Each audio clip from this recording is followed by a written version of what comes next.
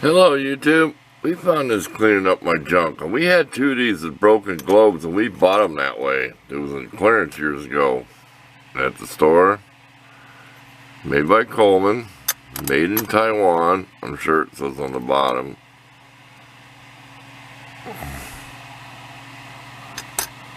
Yep. These took those little tea light candles.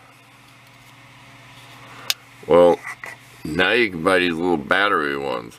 This is multicolored, but you can buy them where they just flash orange if you find them at Halloween time in your dollar type stores. And they're pretty cheap. So are tea candles, but LED is a lot safer. We've experimented with several types of cleanser. We don't have any real fine steel wool. We've tried abrasive pads, and we don't like that. We're going to use some Barkeeper's Friend.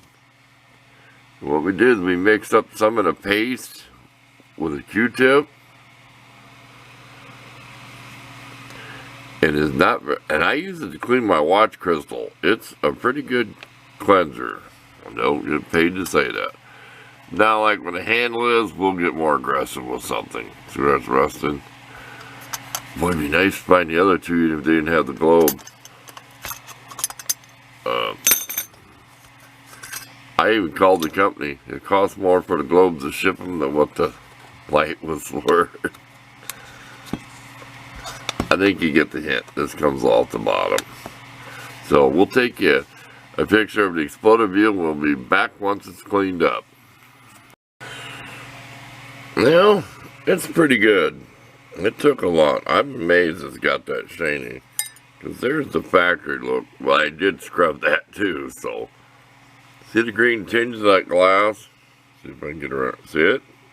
Tempered glass. It has to be to have a candle in there. Let's put it together. We'll put our little lighted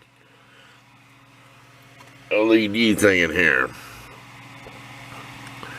These use those batteries. That is might as well tell you, a CR 20323 volt, 2032.